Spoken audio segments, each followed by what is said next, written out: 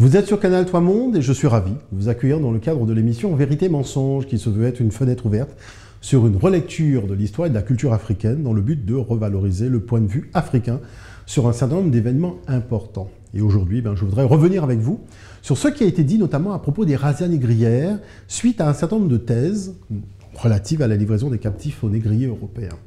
Alors, si on en croit le professeur Stephen Hahn, qui est l'auteur d'un vaste article de 2 pages, publié dans Le Monde diplomatique de mai 2010, l'acheminement des esclaves de l'intérieur du continent jusqu'à la côte était assuré sans participation des Européens, par les Africains eux-mêmes, qui les hébergeaient et les vendaient directement aux négriers européens. Et là-dessus, l'historien nantais Olivier Pétré-Grenouillot le rejoint en soutenant dans son ouvrage « Les traites négrières et cette histoire globale » que seulement 2% des captifs étaient razziés directement par les Européens. Alors, pour illustrer médiatiquement ce type de thèse, vous avez l'habitude de voir dans les magazines, dans les publications, un certain nombre d'illustrations que je vais me faire un plaisir de vous commenter. Tout d'abord, nous allons voir une première image qui est celle-ci. Vous voyez qu'on voit d'ailleurs très souvent dans les publications. Alors, qu'est-ce qu'on peut dire par rapport à cette image? Alors, tout simplement, il faut savoir que cette image a été publiée en fait par les éditions Anthony Tables dans l'ouvrage « L'esclavage transatlantique,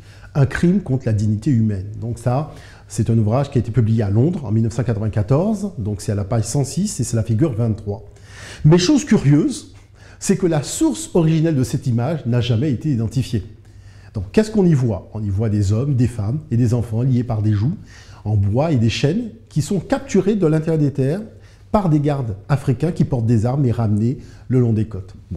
Cette image a été aussi publiée dans l'ouvrage de James Walving, An African Life, The Life and Times of Olaudah Equiano, 1745-1797, édition Cassel, 1998, en page 11. Et il cite comme source originale de l'image l'ouvrage de Vernet Lovett Cameron, Voyage en Afrique centrale, publié en 1873. Mais aux surprises, cet ouvrage est inexistant. Parce que Cameron n'a en effet jamais écrit un tel ouvrage. Vous voyez, l'image a été aussi publiée à Londres en 1992 dans l'ouvrage de Black Walving, mais aucune mention de son origine n'a été notifiée. Donc, qu'est-ce qu'on remarque en réalité?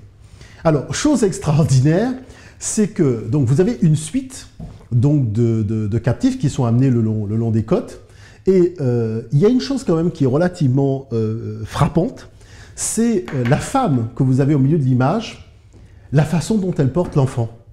Parce que nulle part en Afrique, on ne porte un enfant au niveau des fesses. Vous voyez, généralement, la femme, elle attache donc le tissu au niveau des seins, et l'enfant se trouve, la tête de l'enfant se trouve entre les deux omoplates. Je vous garantis que cette scène est totalement inventée. C'est-à-dire que l'auteur qui a dessiné cette scène, en fait, ne l'a jamais vue. Parce que s'il avait vu véritablement cette scène-là, il n'aurait pas fait cette erreur aussi grave, qui est, en fait, un enfant qui est placé au niveau des fesses, qui fait que la femme, quand elle marche, l'enfant, il est ballotté des deux côtés. Vous voyez, donc là, il y a quelque chose d'assez surprenant. Retenez quand même aussi le fait que les deux personnages centraux ont des fusils à la main. On reviendra par la suite donc sur ceci. Alors, il y a une autre image qu'on a l'habitude de montrer, qui est cette image-là aussi, donc même type d'image. Donc vous avez des captifs qui sont traînés le long des côtes, donc par des gardes africains aussi, qui ont aussi, même chose, donc un fusil. Et qu'est-ce qu'on peut dire sur cet ouvrage-là? Cette image, vous voyez, a été publiée dans l'ouvrage de David and Charles Livingstone, intitulé « Histoire de l'expédition aux Zambèzes et ses tribulations ainsi que la découverte des lacs Chihuahua et Nyassa » 1858-1864, publié à Londres en 1865. Et l'image que vous voyez figure à la page 356. Une réédition a eu lieu à New York en 1866, et là, cette image figure à la page 376. Alors, qu'est-ce qu'on peut y dire? On y voit des hommes qui sont liés par des rondins en forme de fourche, avec des enfants à leur côté et des femmes qui sont attachées par des chaînes ou des cordes, sous la surveillance aussi de gardes africains armés de fusils. Et la légende dit ceci, pour cette image, groupe de captifs rencontrés sur le territoire de Mambé en route pour Tété. Alors la scène s'est déroulée en juillet 1861 et Mambé était un chef de village qui était aussi l'ami de Livingstone, et Tété était un village sur la rivière du Zambèze situé à l'ouest du Mozambique. Alors, il faut savoir que c'était le dernier poste donc avancé des Portugais sur le Zambèze. Et cette image a été aussi publiée dans le Harper's New Monthly Magazine, le volume 32, de décembre 1865 et mai 1866, en page 719. Alors, cette illustration provient probablement d'une photographie qui a été prise par Charles Livingstone ou par le docteur John Kirk. Mais dans sa préface, David Livingstone écrit que les illustrations du livre proviennent de dessins réalisés par un artiste qui était attaché à l'expédition. Et son nom était Thomas Baines. Mais le souci est qu'il a quitté l'expédition de Zambèze en novembre 1859, soit près d'un an avant que la scène de cette capture ait lieu. Voyez? Donc, autre chose, et qu'il faut quand même le souligner, pour qu'en réalité, l'acheminement des captifs soit une affaire africo-africaine et qu'il n'y ait que 2% de participation européenne, encore faut-il nous donner l'adresse de l'usine qui fabriquait les fusils en Afrique à cette époque-là, c'est-à-dire au moins les coordonnées GPS de l'usine qui, en Afrique noire, fabriquait ces fusils et ces munitions. Parce que si, effectivement, c'est possible de nous donner une telle information, là, je signe, banco, la livraison des captifs était une affaire africo-africaine, il n'y a aucun problème.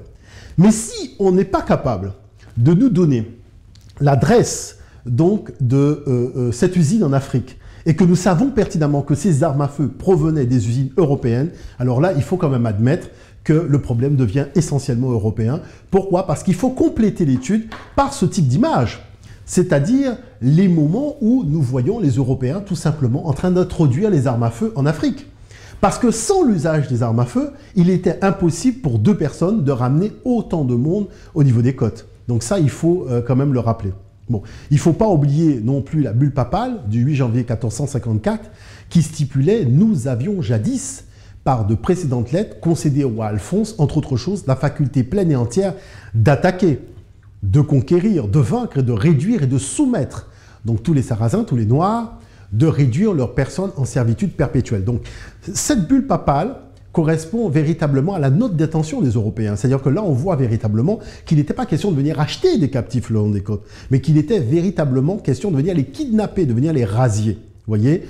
Donc voilà, c'était important de revenir là-dessus, parce que lorsqu'on aborde la problématique donc, des razzias négrières et de l'esclavage, durant le mois de mai, on a beaucoup d'historiens qui sont invités sur les plateaux de télévision, mais je pense que ce serait important d'avoir aussi des historiens panafricains de manière à faire en sorte que nous puissions avoir quand même une analyse objective de cette page d'histoire. Voilà, je vous remercie, j'espère que vous avez pris plaisir à regarder cette émission et moi je vous dis à très bientôt.